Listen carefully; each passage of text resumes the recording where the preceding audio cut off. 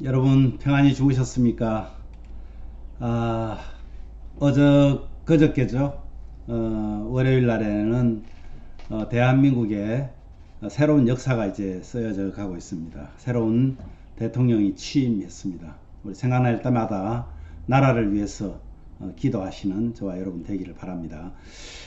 우리 찬송가 340장 어려운 세상 중에 이 찬양 우리 하시면서 5월 11일 수요일 아침 기도를 우리 하나님께 올려드립니다.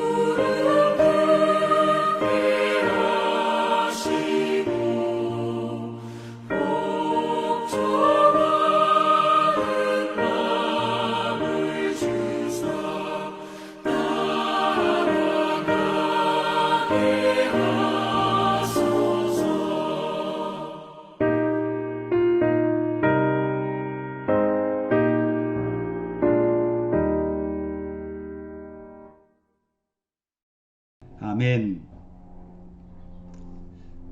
세상은 요동치고 어지럽고 갈팡질팡할 수밖에 없는 많은 변화들이 있는 정말 어려운 세대에 살고 있습니다. 편하다 편하다 하면서 실제로 마음은 무겁고 힘든 그런 여정들을 보내는 이 어려운 세상에서 오늘도 우리 예심 가족들은 하나님 말씀으로 아침을 시작하고 하나님께 찬양하고 기도하는 귀한 시간을 갖게 하시니 감사합니다.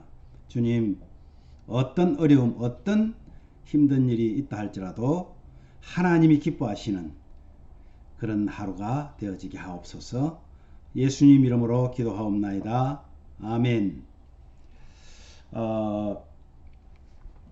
오늘 말씀은요, 고린도전서 5장 1절에서 13절 말씀인데요. 그 중에서 1절, 2절만 함께 봉독하도록 합니다. 너희 중에 심지어 음행이 있다 함을 들으니 그런 음행은 이방인 중에도 없는 것이라. 누가 그 아버지의 아내를 취하였다 하는도다.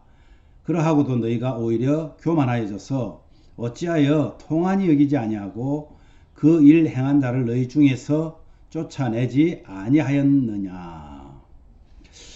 오늘 말씀의 본문은요, 이런 내용을 말하고 있습니다. 사도가 고린도 교회 안에 음행과 그것을 용납하는 것에 대해서 지금 책망하고 있는 것입니다.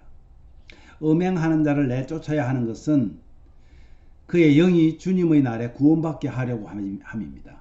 죄가 누룩처럼 전체에 퍼지기 때문에 교회 안에서 음행, 탐욕, 우상숭배 등의 죄를 짓는 사람들은 교회가 판단하고 근신할 수 있도록 내쫓아야 한다. 이런 교훈을 하고 있습니다. 왜 그렇게 단호한 결단이 여러분 필요할까요? 거룩함을 위한 단호한 선택, 이것은 반드시 우리에게 필요합니다. 죄는 오늘 말씀처럼 누룩처럼 공동체를 변질시키는 그런 파급력이 있습니다. 어떤 성도가 아버지의 아내, 아버지가 아마 재혼을 했든지 처벌 두었든지 모르겠습니다. 그 아내, 아버지의 아내면 누구예요? 어머니잖아요.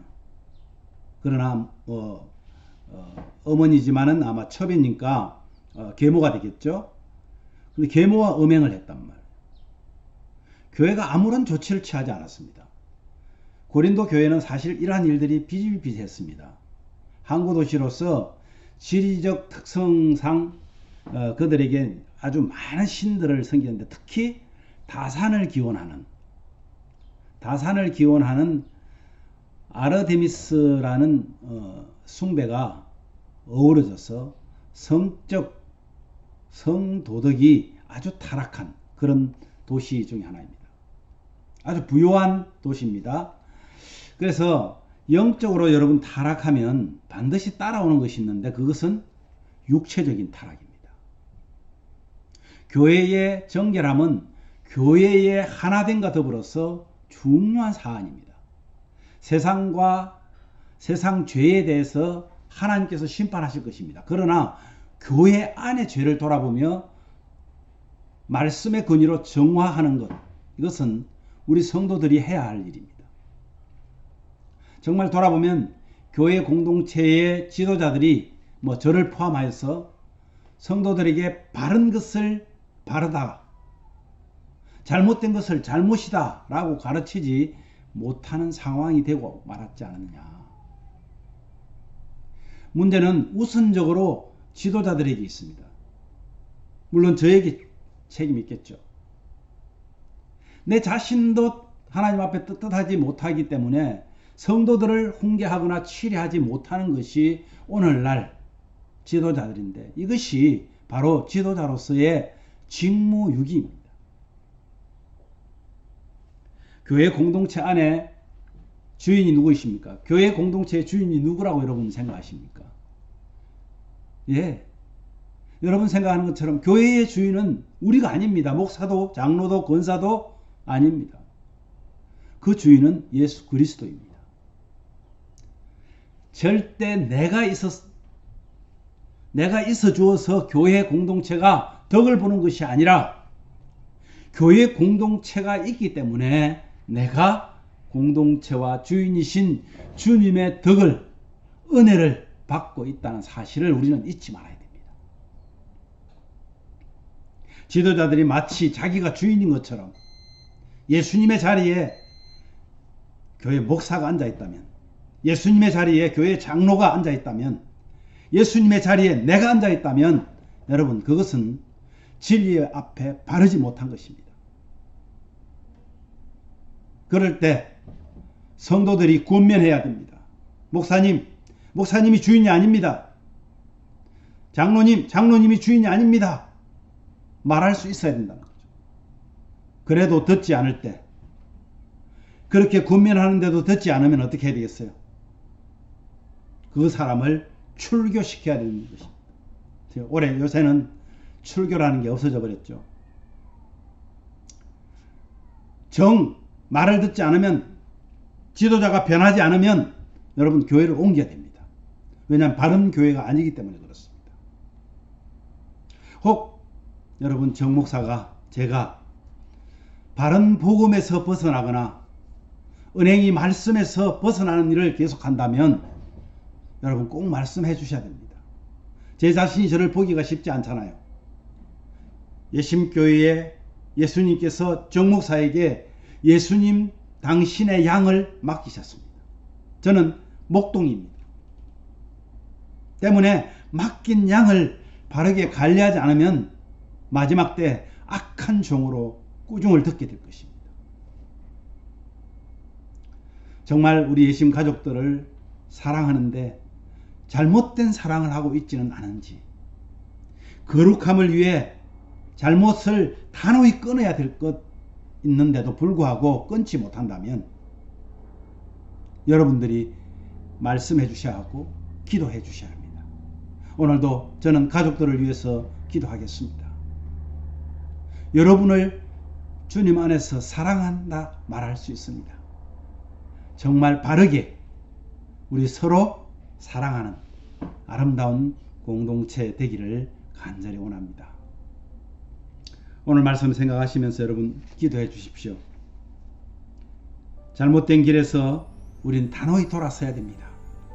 그래서 용기를 주셔서 주님의 제자로서 사명을 감당하는 우리 모든 가족들 되게 해달라고 기도하십시오. 우리 예심교회의 주인 되시는 예수 그리스도를 본받아 서로 사랑하는 교회 되게 해달라고 기도하십시오.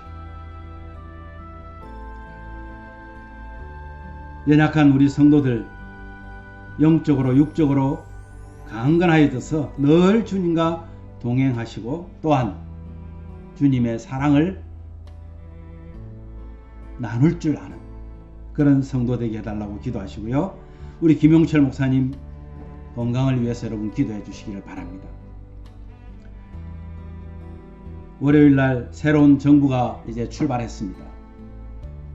윤석열 대통령이 하나님을 두려워하기를 바랍니다. 그리고 백성을 섬기는 대통령, 그런 대통령 되게 해달라고 여러분 위해서, 새 정부를 위해서 기도해 주시기 바랍니다. 오늘도 주님께 감사하면서 감사의 기도로 주님을 깊이 만나서 하나님과 더 가까이 하는 시간 되게 해달라고 기도하십시오. 우리 함께 기도하겠습니다.